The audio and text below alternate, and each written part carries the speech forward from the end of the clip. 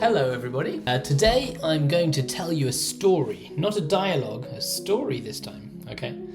And it is set in the Lake District. Do you know this region of England, the Lake District?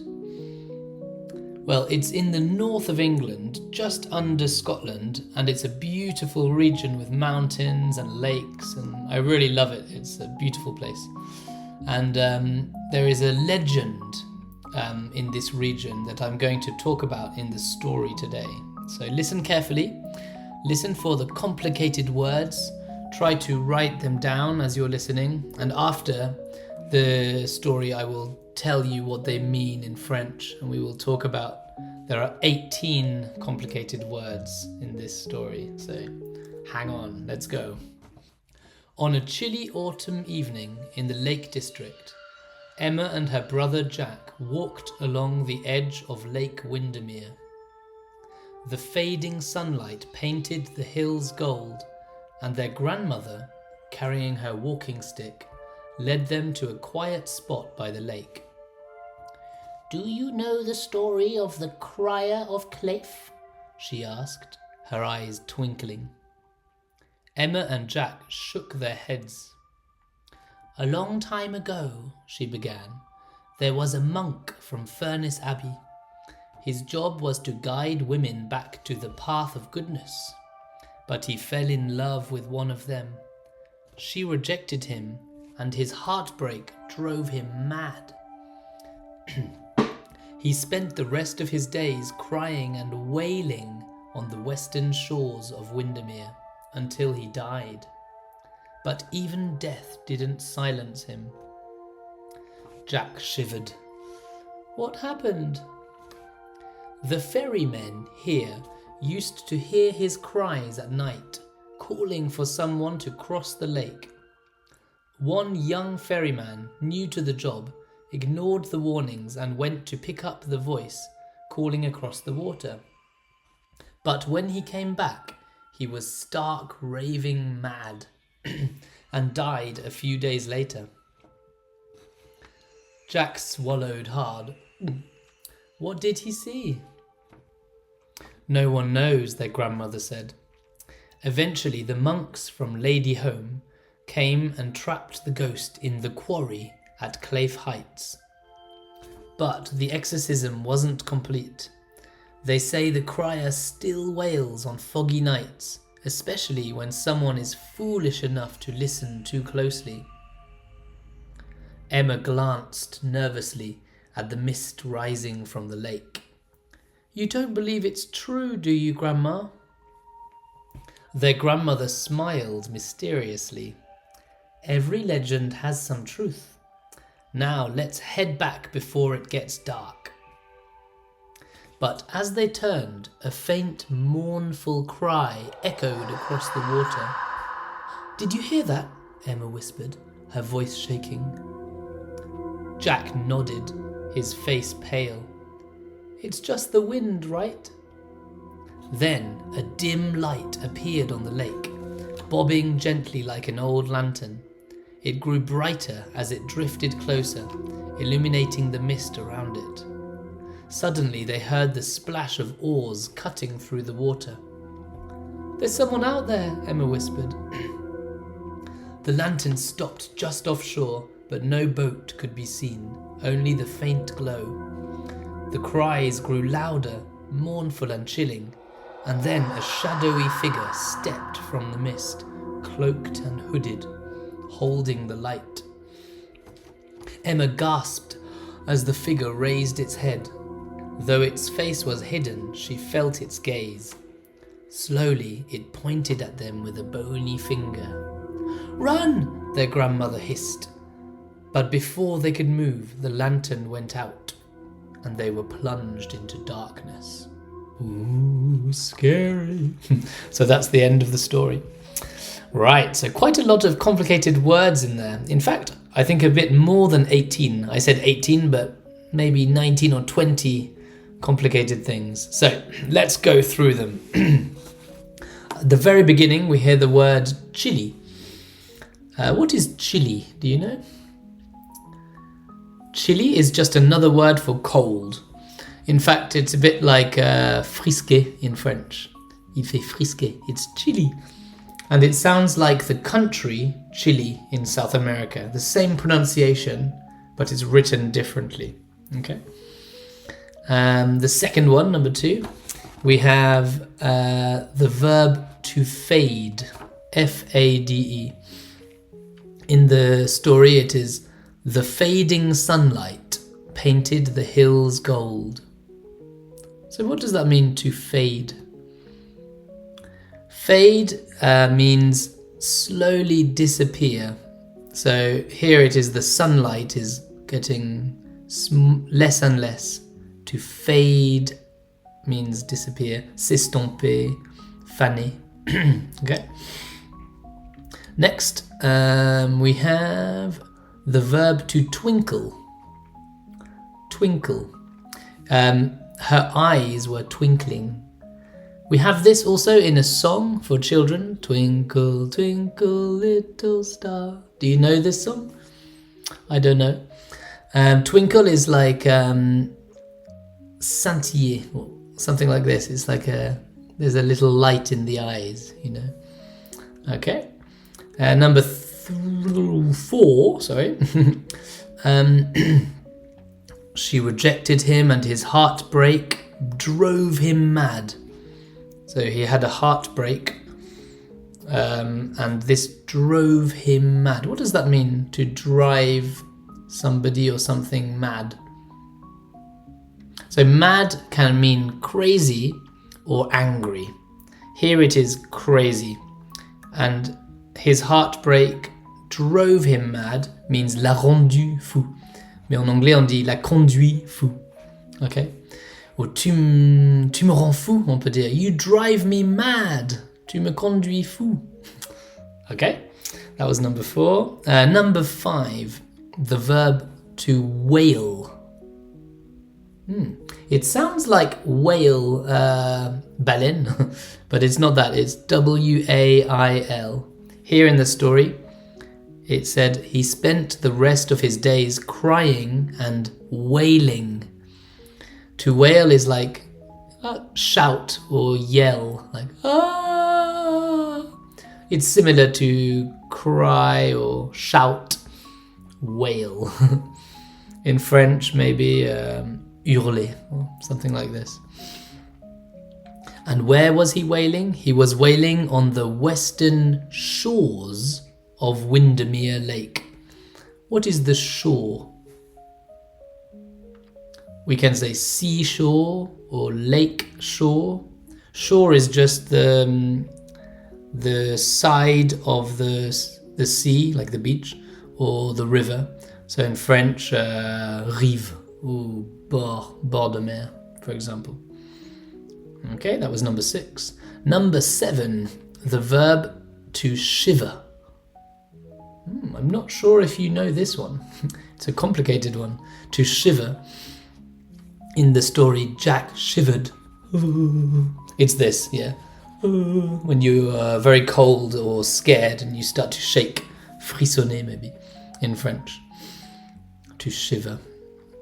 All right, number 8.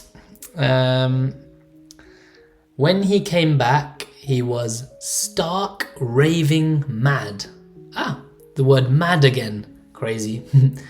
And this is just a strange sort of expression, I suppose, an adjective expression. Stark raving mad just means completely crazy. Totalement fou. I don't know why we say stark raving. I don't really understand, but we say this. Stark raving mad. Okay, number 9, the verb to swallow. What's that? Swallow is this. Sorry, my throat is very dry. Because it's so cold outside with the snow. We have the fire on and all the radiators are on and the air is very dry in the house. So I'm struggling to breathe. Anyway, to swallow, avaler here. And also, swallow is hirondelle, the bird. So we can say a swallow swallowed a worm. Un hirondelle a avalé un ver de terre. There you go. Number 10. The word quarry. What is a quarry? It's a rare word. We don't use it very often. In the story, the monks trapped the ghost in the quarry. Quarry is the place with white stone, Crier in French. Carrière de pierre, quarry. Maybe it comes from French. Quarry, carrière, similar sound. Maybe it's linked. Okay, next one. We have the adjective foolish. A fool is foolish. Foolish. Do you know this one?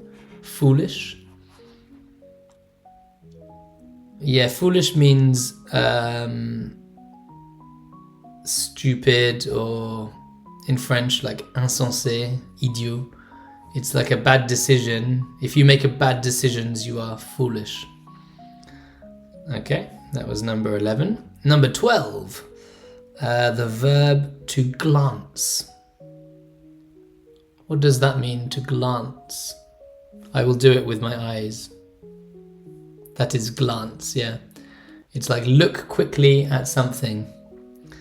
In the story, Emma glanced nervously at the mist. So in French, jeter un coup d'œil. Nerveusement. Okay, number 12. Now, number 13, we have the adjective mournful. Okay, this is a more complicated one. I think I have never talked about this word in my English lessons before. It's the first time. But we see this word sometimes in stories, in books. In the story here, it is, but as they turned, a faint, mournful cry echoed across the water. Un cri triste et mélancolique. This is mournful. D'ailleurs, je pense que le verbe to mourn in French is faire le deuil, faire son deuil. Je sais pas comment ça se dit, mais voilà, to mourn somebody. C'est yeah. If you can find a better translation, put it in the description below. Right. Number 14, the verb to whisper. You know this, yeah? To whisper. Chuchoter, yeah. Like there's a song called Careless Whisper, maybe you know. I'm not sure. Number 15, another verb, a movement verb, to nod. N-O-D. Nod. In the story, Jack nodded, his face pale. So yeah, it is move your head like this. We say to nod your head. Nod, nod, nod, nod, nod. In fact, the opposite, le contraire, this, is we say shake, secouer. So if you shake your head, no, no, no. You nod your head, yes, yes, yes. Okay. Next is number 16. We have the adjective dim, D-I-M. Then a dim light appeared on the lake. What is dim? Dim just means not very bright.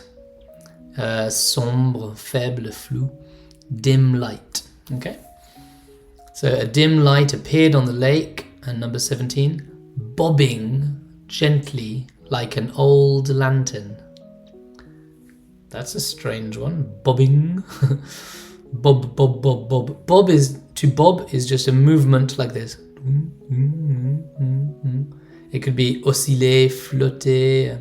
There are many translations, but here the lantern is just moving like this. Okay, number 18, we have the verb to drift. In the story, it grew brighter, so the lantern grew brighter as it drifted closer. So to drift is to move in a soft manner like this, like dériver, flotter. Here it is in the air, but it's sort of floating, drifting. Okay, that was number 18. What do we have? That was supposed to be the last one, but I think there are some more complicated words. Let me just have a look. Yeah. The lantern stopped just offshore. So the lantern stopped just before arriving on the land. It's still in the lake, offshore. But no boat could be seen, only the faint glow. What's a glow? Glow is just like a light that is glowing. I don't know what it is in French. Maybe you can look on Google Translate and put it in the comments. It's like a glow is like lueur or something like this. Okay, and I'm just having a look. There is a shadowy figure. Donc un personnage sombre comes out of the lake, and he is cloaked, wearing a cloak, cap, and hooded. What is a hood? Yeah, a hood is capuche like this. I have a hood on my thing here. Da, da, da. And also, you know, we say Robin Hood. Robin des Bois in English is Robin Capuche. Okay. Well, that's it for today. That was all there's a lot of words, but often when you are reading a story or a book, there are lots of interesting adjectives or verbs like this. So try to revise them. You can subscribe to my weekly email if you haven't done so already. The link is below, and you will receive some games to revise these words, and also a PDF with the transcript of the story and the words translated into French. So have fun, and I'll see you next week. Bye bye.